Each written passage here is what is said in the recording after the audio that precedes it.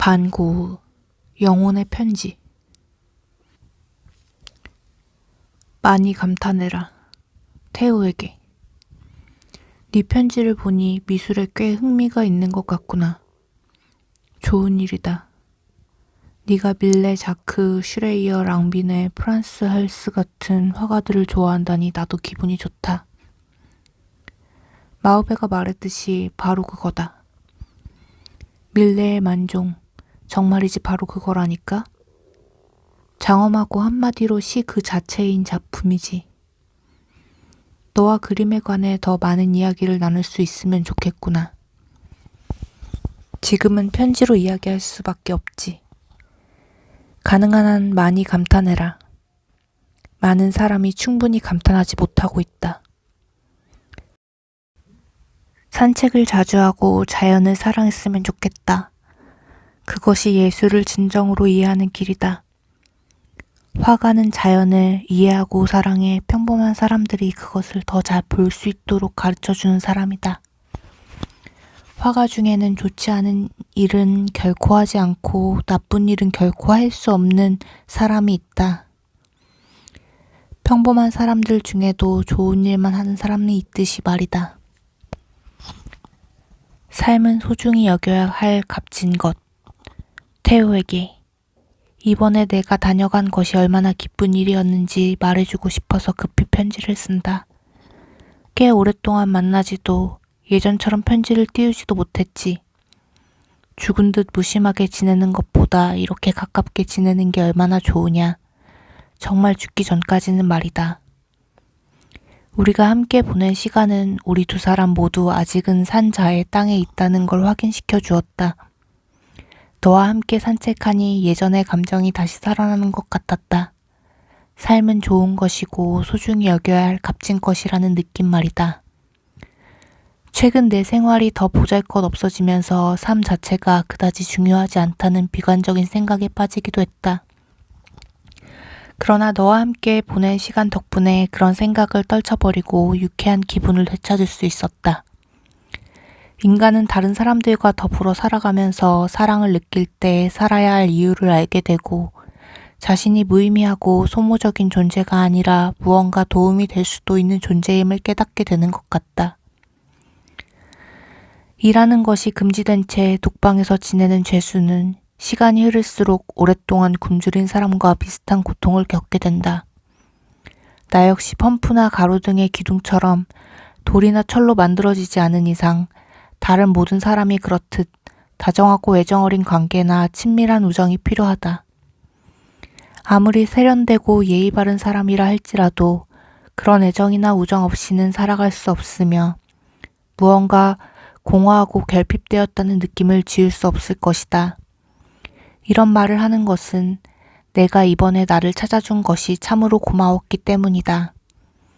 우리 사이가 소원해지기를 원치 않기에 당분간은 집에 머물까 생각도 했다. 그러나 지금은 집에 돌아가고 싶지 않다. 아무래도 여기 있는 게 나을 것 같다. 모두 내 잘못이고 내가 사물을 있는 그대로 보지 않는다는 내 말이 옳을지도 모르겠다. 그래서 나로서는 힘들고 꺼림칙한 선택이지만 며칠만이라도 애턴에 가 있을지도 모르겠다. 무엇보다 우리 두 사람이 더 친해졌으면 한다. 내가 정말로 너나 식구들에게 폐만 끼치고 부담이 된다면, 그래서 나 자신을 침입자나 불필요한 존재로 여기게 된다면 나는 차라리 이 세상에서 사라지는 게 더 나을 것이다. 다른 사람들의 길을 방해하지 않도록 물러서는 편이 나을 것 같다. 정말 그렇게 생각한다면 나는 슬픔에 잠겨 절망과 씨름해야 할 것이다. 이런 생각을 하는 것도 힘들지만 너와 나 사이에 그리고 우리 집에 나 때문에 그토록 많은 불화와 고통과 슬픔이 있었다는 생각을 하는 것은 더 힘들다.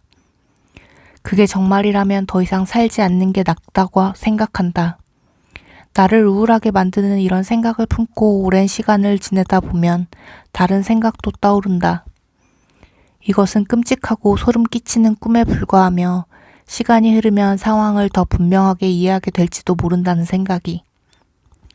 이런 내 생각이 옳은 것이어서 실제로는 상황이 나빠지는 게 아니라 오히려 좋아지고 있는 것은 아닐까? 사람들은 진보를 계속해서 믿는 것이 미신에 사로잡힌 짓이라고 여기겠지. 겨울이 지독하게 추우면 여름이 오든 말든 상관하고 싶지 않을 때가 있다. 부정적인 것이 긍정적인 것을 압도하는 거지.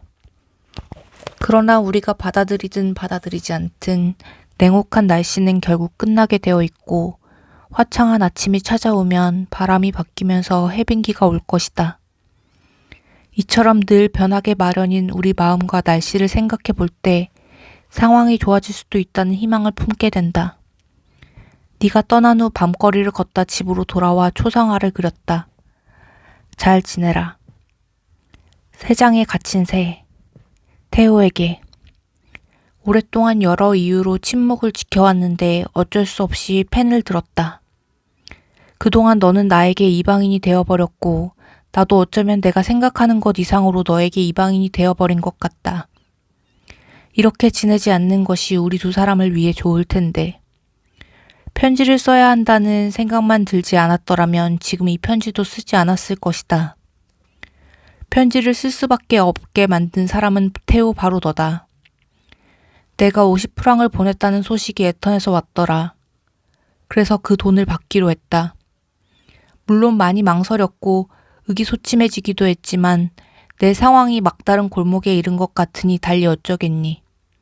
그래서 감사의 편지를 쓰는 거다. 너도 알겠지만 나는 보리나주로 돌아왔다. 아버지는 내가 애턴 근처에 있기를 원하셨지만 거절했다. 그렇게 한 것이 옳았다고 믿고 있다. 싫든 좋든 나는 가족에게 떳떳하게 나설 수 없는 존재, 나쁜 놈이 되어버렸다. 그러니 내가 어떻게 누군가에게 필요한 존재가 될 수 있겠니? 그래서 멀리 떠나 있는 게 최선의 해결책이라고 생각했다. 새들에게 털갈이 계절이란 어떤 의미가 있을까? 자신의 깃털을 잃는 시기라고 할 수 있겠지.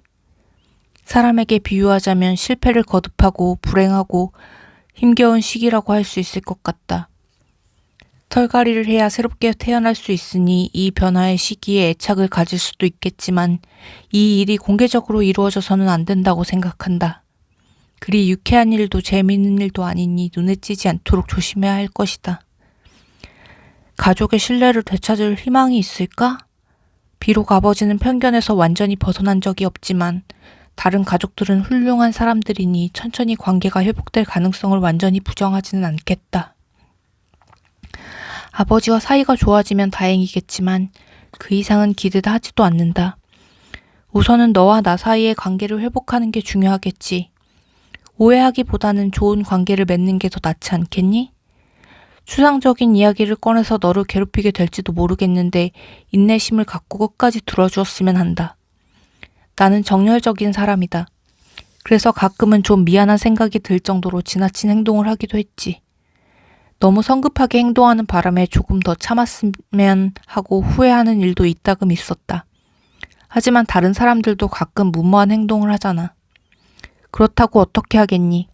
나 자신을 어떤 일에도 어울리지 않는 사람으로 봐야 할까? 나는 그렇게 생각하지는 않는다. 오히려 이 열정이 좋은 결과를 거둘 수 있도록 노력할 생각이다.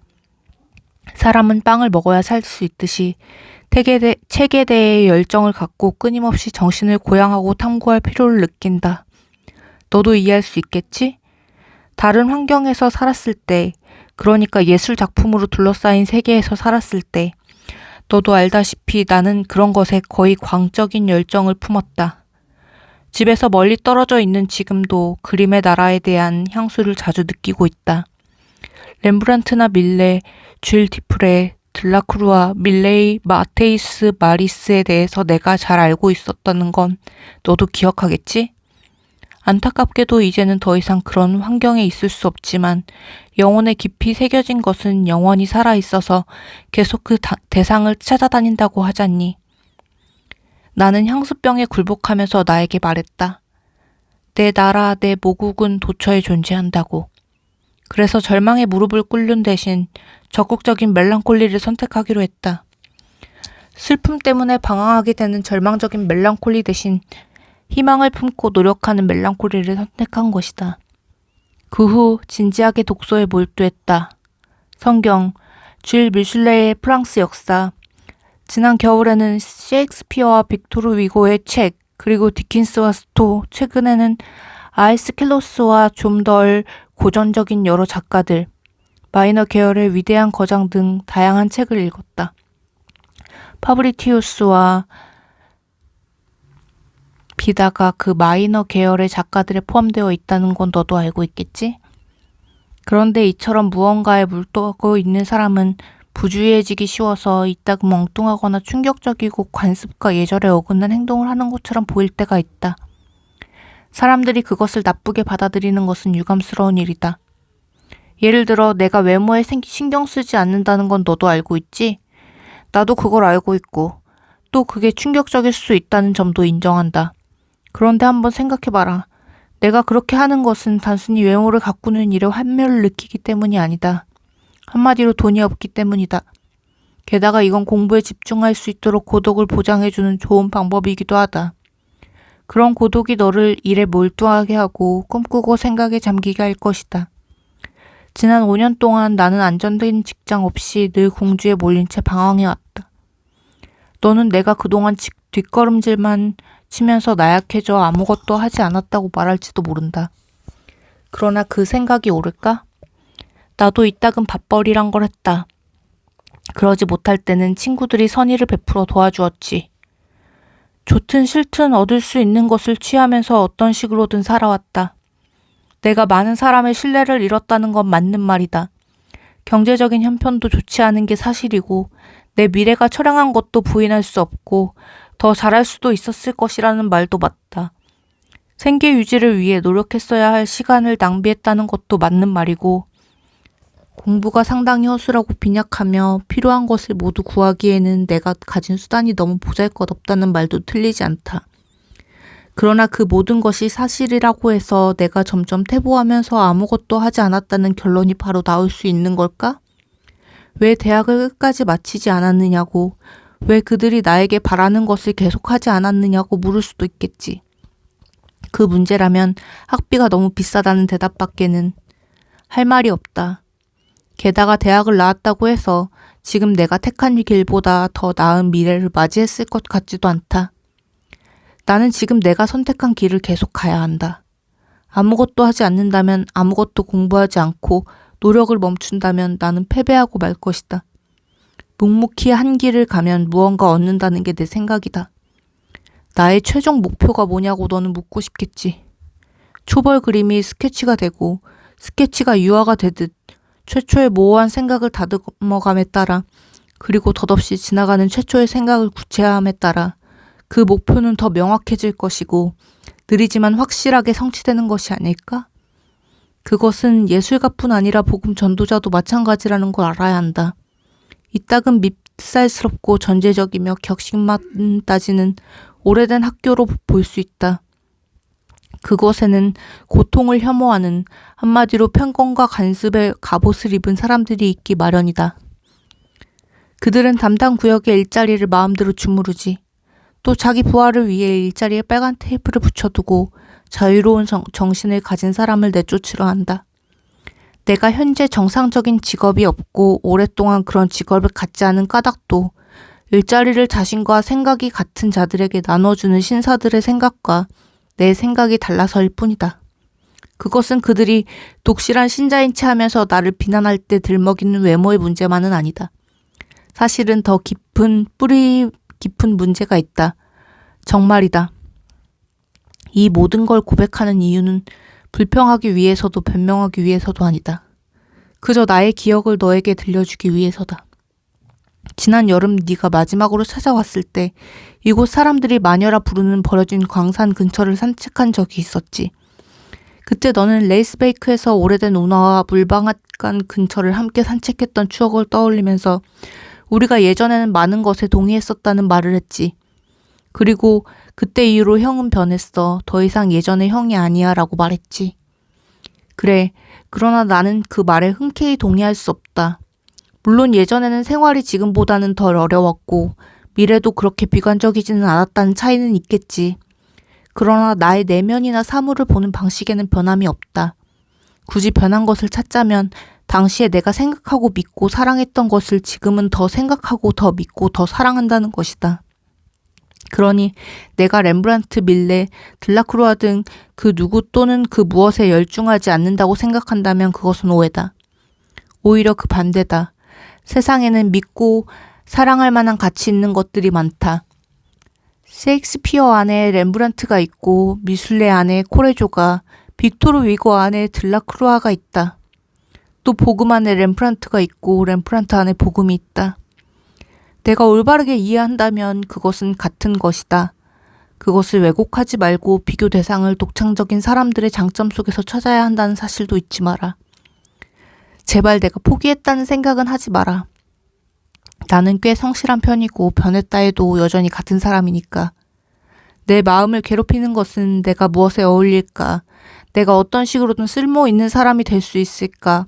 어떻게 지식을 더 쌓고 이런저런 주제를 깊이 있게 탐구할 수 있을까 하는 물음뿐이다. 게다가 고질적인 가난 때문에 이런저런 계획에 참여하는 것이 어렵고 온갖 필수품이 내 손에는 닿지 않는 곳에 있는 것만 같다. 그러니 우울해질 수밖에 없고 진정한 사랑과 우정이 있어야 할 자리가 텅 빈 것처럼 느껴진다. 또 내 영혼을 갉아먹는 지독한 좌절감을 느낄 수밖에.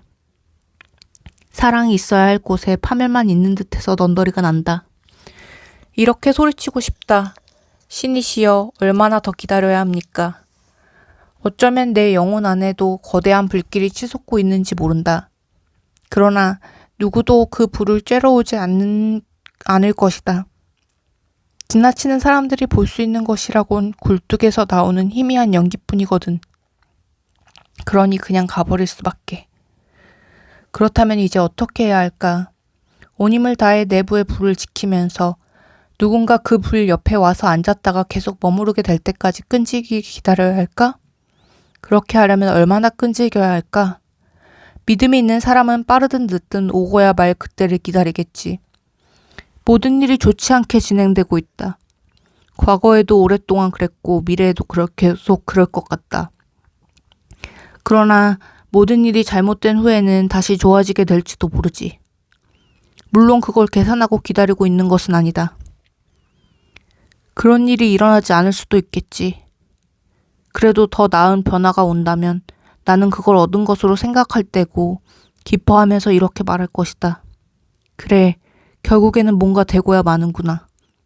나에게 정말 대책 없는 사람이라고 어떻게 그렇게 뚱딴지 같은 생각을 하고 바보 같은 기대를 할 수 있느냐고 말할지도 모르겠다. 그러나 내 생각이 아무리 말도 안 되고 바보 같다 해도 더 나은 대안이 없는 이상 그런 기대도 하지 않는 것보다는 낫지 않겠니? 펜이 가는 대로 적다 보니 두서가 없는 편지가 되었다. 네가 나를 쓸모없는 사람은 아니라고 봐준다면 기분이 좋을 것 같다. 사실 쓸모없는 사람도 두 종류가 있다. 하나는 천성이 게으르고 강단이 없어서 정말 쓸모없는 사람이다. 나를 그런 사람 중 하나로 봐도 무방하다. 그런데 다른 종류의 쓸모없는 사람도 있다. 그들은 본의 아니게 그렇게 된 사람들이다. 일하려는 욕구로 불타지만 손이 묶여있고 갇혀있어서 한마디로 불우한 환경이 그를 억눌러서 아무것도 할 수 없게 된 거지. 그런 사람들은 무엇을 해야 할지 모른다 해도 본능적으로 어떤 느낌이 있겨 마련이다. 즉, 나도 그 무엇인가에 적합한 인물이다. 내가 이 세상에 존재할 이유가 전혀 없는 것은 아니다. 나도 지금과는 다른 사람이 될 수 있다는 걸 알고 있다. 그런데 어떻게 해야 쓸모있고 도움이 되는 사람이 될 수 있을까? 내 안에 무엇인가 있다. 그것이 도대체 뭘까? 그런 사람은 본의 아니게 쓸모없는 사람이 된 경우다. 원한다면 나를 그런 사람 중 하나로 봐도 좋다. 세상에 갇힌 새는 봄이 오면 자신이 가야 할 길이 어딘가에 있다는 걸 직감적으로 안다. 해야 할 일이 있다는 것도 잘 안다. 단지 실행할 수 없을 뿐이다. 그게 뭘까? 잘 기억할 수는 없지만 어렴풋이는 알고 있어서 혼자 중얼거린다. 다른 새들은 둥지를 틀고 알을 까고 새끼를 키운다. 그러고는 머리를 새장 창살에 찧어댄다.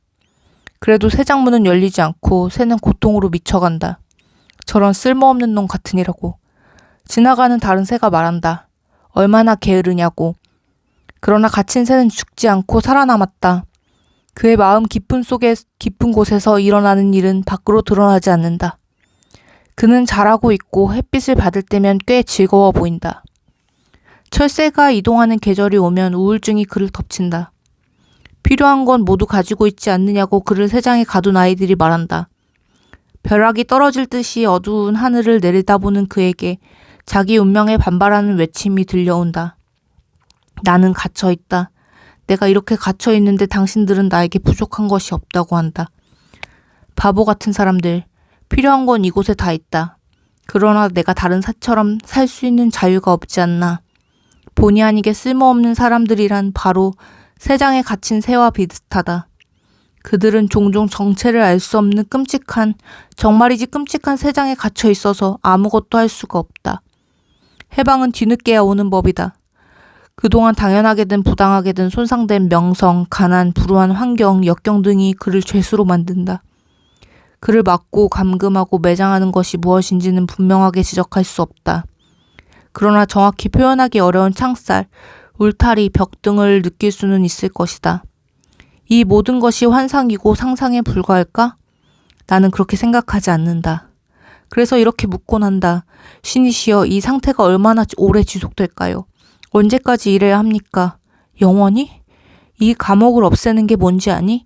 깊고 참된 사랑이다. 친구가 되고 형제가 되고 사랑하는 것, 그것이 최상의 가치이며 그 마술적 힘이 감옥문을 열어준다. 그것이 없다면 우리는 죽은 것과 같다. 사랑이 다시 살아나는 곳에서 인생도 다시 태어난다. 이 감옥이란 편견, 오해, 치명적인 무지, 의심, 거짓 겸손 등의 다른 이름이기도 하다. 내가 영락을 거듭해왔다면 너는 상승가도를 달려왔다. 내가 인심을 잃어온 반면 너는 그걸 얻어왔다. 다행이라고 생각한다. 진심이다. 그 사실은 나에게 늘 기쁨을 주었다. 너에게 진지함이나 타인을 배려하는 마음이 없다면 그게 오래 지속될 수 있을까 걱정할 수도 있겠다. 그러나 너는 아주 진지하고 사려 깊은 사람이니 앞으로도 계속 성공할 수 있으리라 믿는다.